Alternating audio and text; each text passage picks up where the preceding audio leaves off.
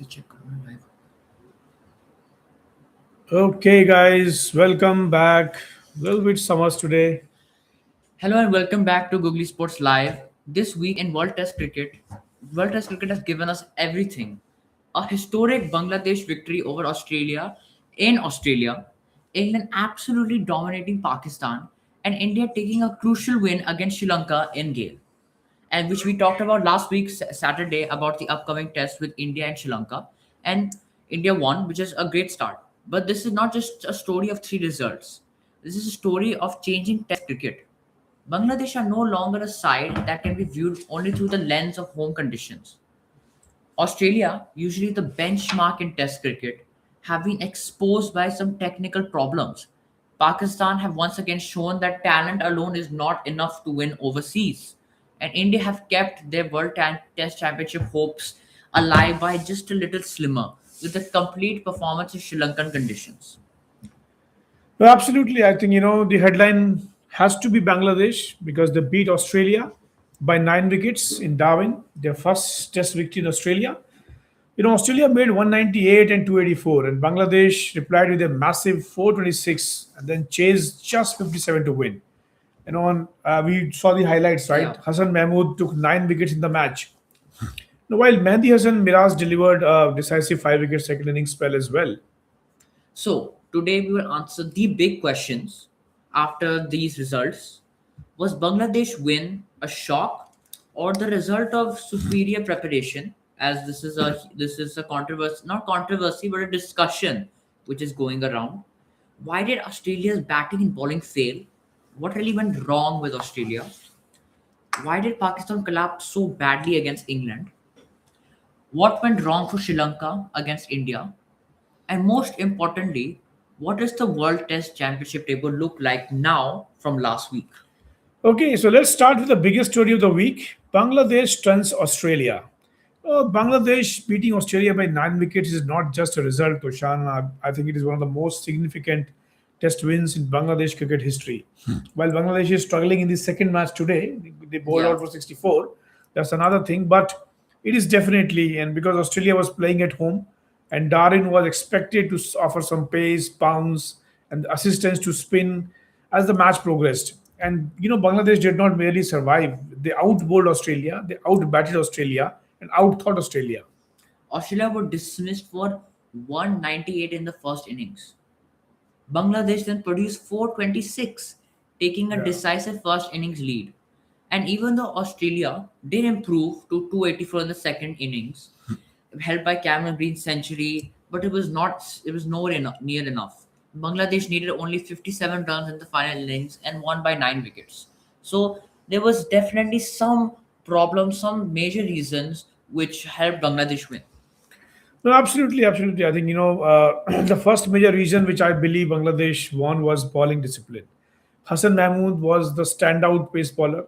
His match figures of 9 wickets, including that 6 for 55 in the first and 3 for 56 in the second, was astonishing. And this was not reckless fast bowling. He did not try to bowl magic balls every over.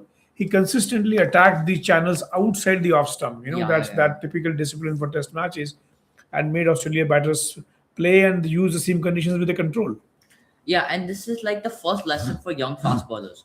You do not need always 150 kilometers per hour to be dangerous, such as Joe Archer. You need a repeatable action, a strong position, seam position which you can find, patience, and also the ability to make the batter uncertain about whether to leave or defend, which happened during the test match when one of the batters of Australia got out because he was uncertain. He left the ball and he got clean bowled. Absolutely. Australia's first innings score of 198 tells the story. When a batting lineup with that kind of experience is dismissed below 200 at home against an opposition like Bangladesh, they were not just lucky, they really created a plan and executed it. And Bangladesh's second major strength was their ability to make batting look simple when Australia made it look difficult. So Tanzid Hassan scored 101, Najmul Hussain Shanto made 84, Mehdi Hassan Miraz contributed 65. That top and middle order partnership gave Bangladesh not just runs, it gave them control of the match. Yeah, and also their ability to make batting look simple. It was also a contribution of Australia's recklessness and overconfidence. And also, of course, the third major factor, which we did mention, was Mehdi Hassan Miraz. Hmm. He was the complete all-round influence in this He is match. good. He is good. He has made India's life also difficult in some matches. Yeah, he scored 65 runs, which is a great contribution. 65 runs is not bad for a test match.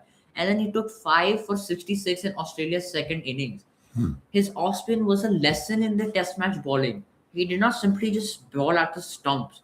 He created uncertainty with drift, dip, space variation, and small changes in length, which is what you have to do in a, especially in a test match and on a surface where batters were not always sure whether the ball would very turn sharply or just go straight. He attacked the decision making of the Australian batting unit, which is a very hard thing to achieve, which he achieved. Absolutely, I agree. And let us now talk about why Australia lost. Bangladesh did right things, but why Australia lost? Yeah, and I mentioned this while we were talking for second, Bangladesh second major impact. First, Australia's first innings batting was technically poor. Too many batters appeared caught between forward and back shots on slower gripping pitches. The worst position is being half forward. Hmm. You neither smother Yeah. the spinner nor you give yourself time to play for the back foot. And the Australia batters needed clearer plans. Either get right to the pitch of the ball and defend with a long stride. I think they we saw the highlights and we could feel that they played too many shot, Yeah, and they were not sure whether they go deep in the crease and play the ball late, and sometimes they get trapped in between. So that indecision created soft dismissals. yeah, and I'll also add on that the recklessness I just said, the recklessness and maybe some ego, thinking that okay, Bangladesh is a small side, this will be a very easy win for us. Also, is a contribution there, and there was also an issue of strike rotation against spin for Australia, which is the second reason. When a spinner like Mehdi is allowed to bowl six balls at one batter, Yeah, yeah, yeah. he can build so much pressure. He can adjust fields. He has time to create a trap and trying if you have six balls to create a trap against the batsman, they will go under so much immense pressure that one side will just get so stale, the other side will also deal with a lot of pressure. Absolutely, and Australia needed to be more proactive. Actually, they did not use the soft hands into the leg side. They could have taken singles. They could have swept. They could have avoided those premeditated sweep shots. They could keep changing the strike so that bowler cannot settle. But instead, actually, we felt that Bangladesh controlled the tempo and then they ended up playing wrong shots. Yeah, that and the other issue was shot selection. On turning and uneven surfaces, the highest risk shots are often the ones played with the hard hands away from the body, Hmm. especially when the ball is turning and bouncing unpredictably. Australia's batting blueprint should have been first value the first 20 balls, see how the pitch is like, try to start grind, then play some straight shots, let the bowlers come to you, let the bowlers run out of patience. Build partnerships rather than hunt boundaries, and understand that 280 or 300 can be a match winning score in a low scoring test. But instead, they posted 198. They instantly gave themselves pressure, and you see what happened in the scorecard. After that, it was smooth sailing for Bangladesh. No, absolutely, actually, because the one thing I would mention is that they should have valued their first 20 balls, and most of the batters struggled in that period. Yeah, So now let's be fair. Australia did have one massive positive. Cameron Green's 104 in the second innings. It was a highly quality 100 under pressure. It gave Australia a chance to make Bangladesh work for the target, but 100 cannot cover the massive difference they had in the first innings lead. yeah. And what about Australia's bowling? Because it's not that it was like it's Australia had a stronger bowling. The biggest problem was that they did not create the same level of pressure that Bangladesh created. Bangladesh bowled out Australia, did very good bowling, and Australia let Bangladesh make 426. Josh Hazelwood's 6 for 89 was a strong individual performance, Yeah. but Australia could not sustain collective control around him. When Bangladesh were building their lead, Australia needed to have more attacking catches early in spells, better plans for some left-handers, tighter fields to prevent easy signals and strike rotation, which Australia did not do, and more consistent response to batters who were settling in. Yeah, I think I'm still amazed at how Australia let them make 426 on a Darwin pitch because in Test cricket we know the best bowling attacks take wickets in clusters. Yeah. Australia allowed Bangladesh to build partnerships. Once Bangladesh crossed 350, the match heavily tilted, in favor of Bangladesh.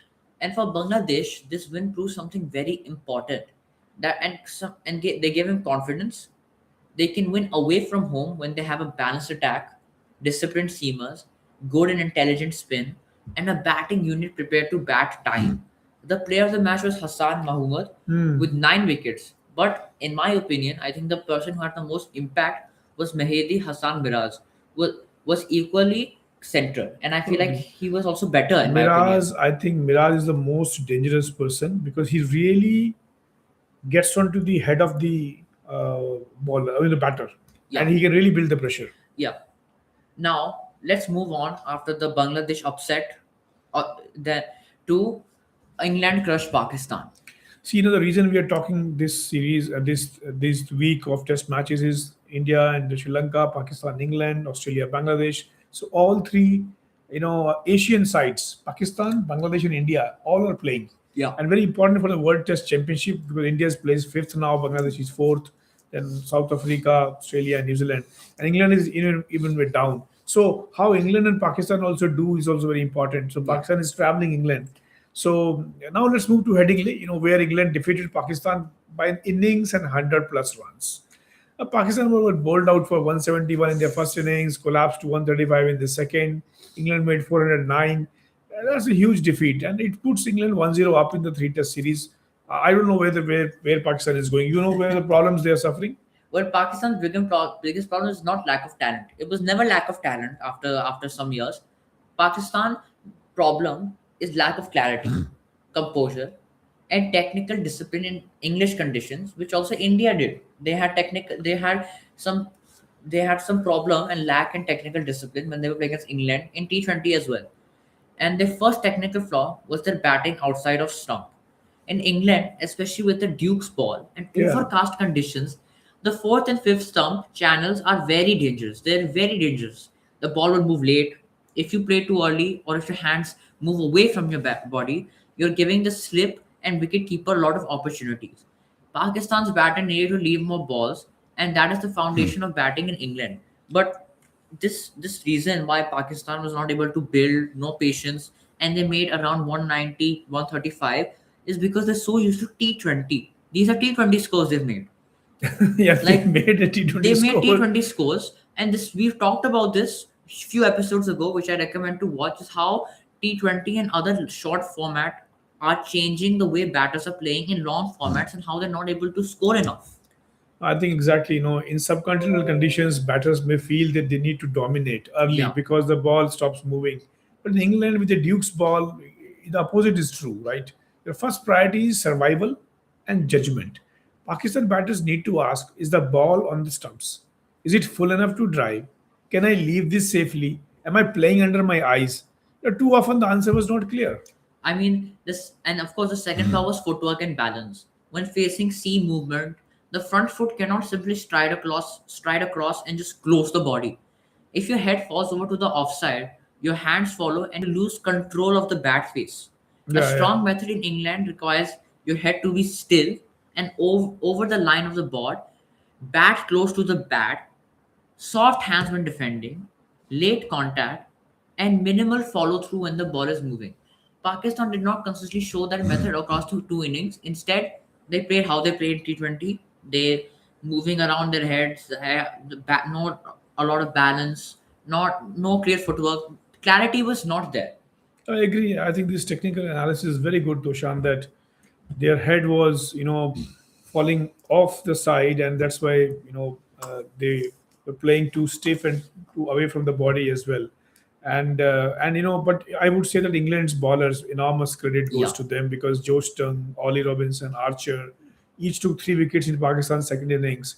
While Ollie was had a 5 wicket haul in the Pakistan first innings, Tong also took 5 wickets in the first innings. That means England attackers worked as a unit. They had pace, they had bounce, they have movement, they had a control and the ability to attack for long spells. Ollie Robinson, in particular, showed why a tall seam bowler remains such a threat, especially in England conditions.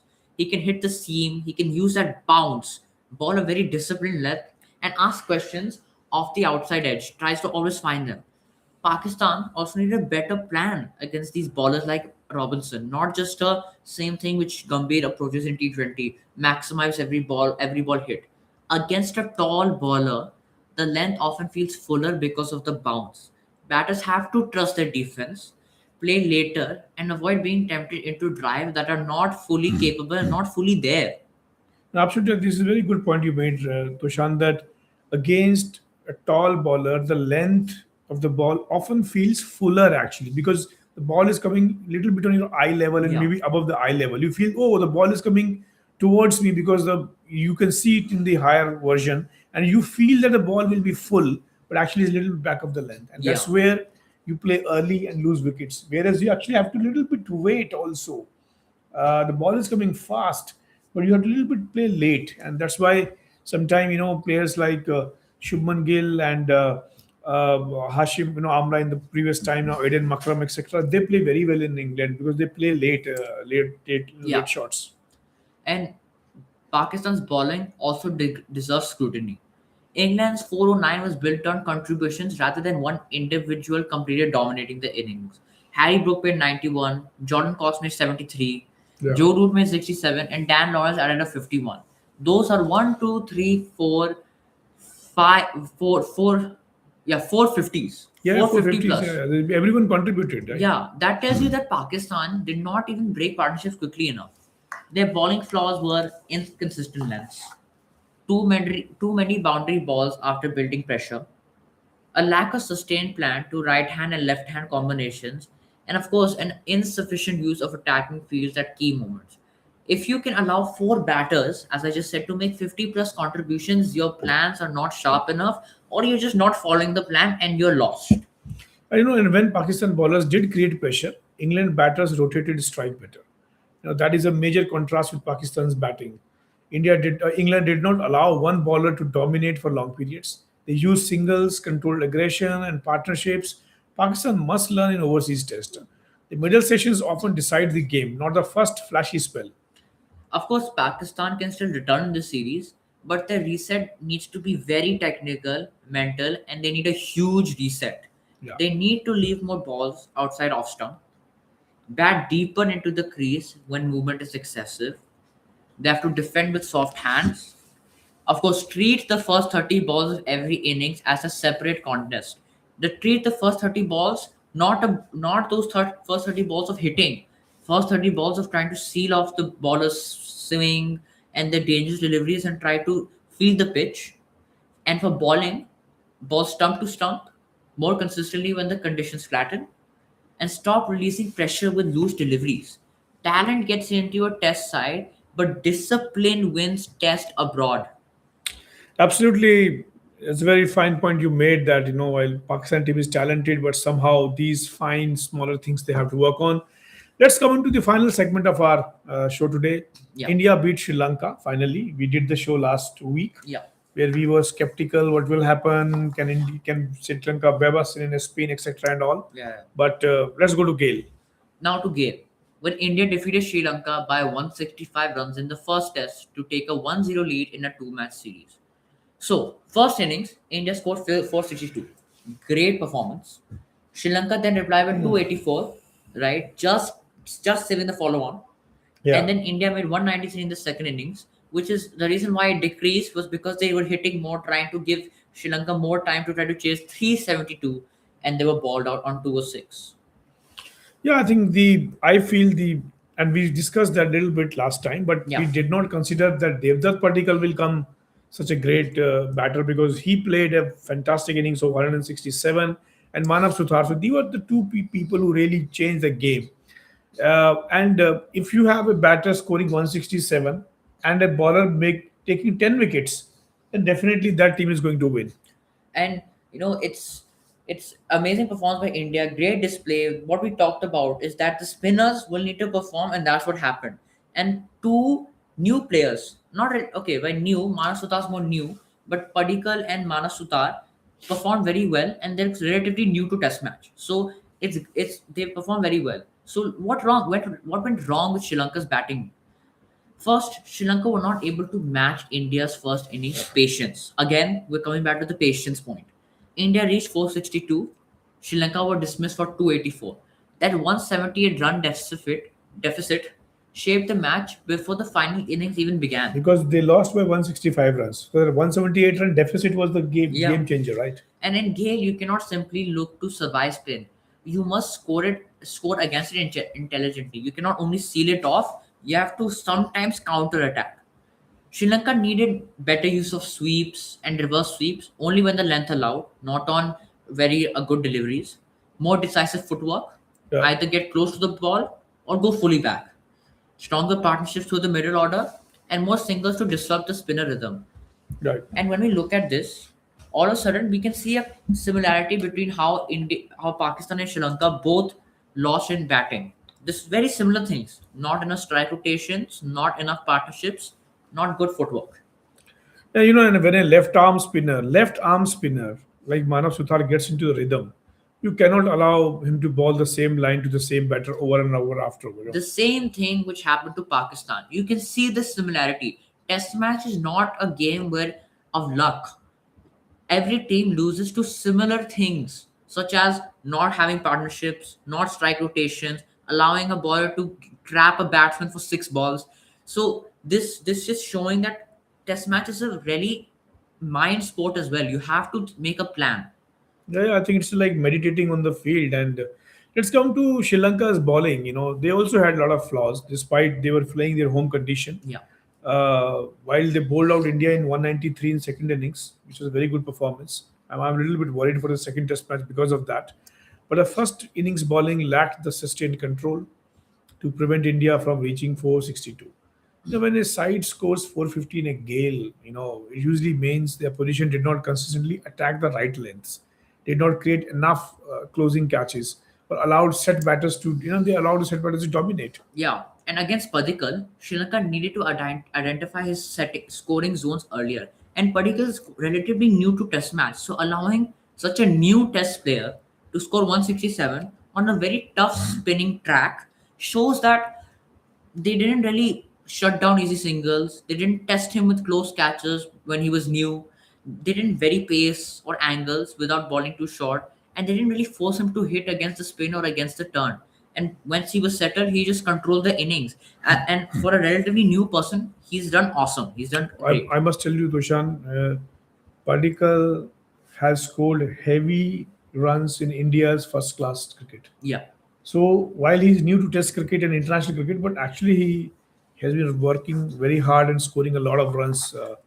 So for India, this was a very important result because they needed points, they needed momentum, and they needed players beyond the established names to stand up, right? yeah. And out of the 9 Test matches, they have to win 7 if they want to see really a chance. Of course, they just won this one, a long way to go, but actually a good good start. Yeah. And one note for India, the second innings total of 193 shows there's still room to improve. Maybe through the mind, Gambhir might have said that now go all out attack, try to make as many runs possible in less balls, so you can just put pressure on them and give yourself No, time. one thing I could feel was that in second innings, or maybe in actually Sri Lanka, the moment you try to play too many shots, right, with a less patience, you will lose wickets. Yeah. And that's what happened actually. Yeah, but there was also what I was just saying was that there's also there's a reason behind it. Probably so they get enough time to try to ball out Sri Lanka, and they made a decent score. But against a stronger side, if they do this when they don't have 462 runs on the board, then and a second innings collapse like this could be very costly. So India must avoid this if they don't have a score like 462 in the first innings and a 178 run lead. Yeah, so I must say that India will be happy, but should not be complacent actually. Yeah, So this sums up, today's discussion on the World Test cricket which happened in the last week. And now, as we are talking today, uh, Australia is playing against Bangladesh the second match. And in the coming week, in this week, we'll have the second matches of Pakistan, England, and India, Sri Lanka as well. So, see you next week. yep. See you next week. Great performance by India, and I feel like we'll see what we'll see against England and Pakistan and Australia and Bangladesh. Right. So the WTC Championship table probably we wanted to talk, but we'll talk next week once we have a little bit more result as Yeah, well, right? after India and all those matches. Right. Thank you everyone for tuning in. See you next week. Bye bye. Actually, वो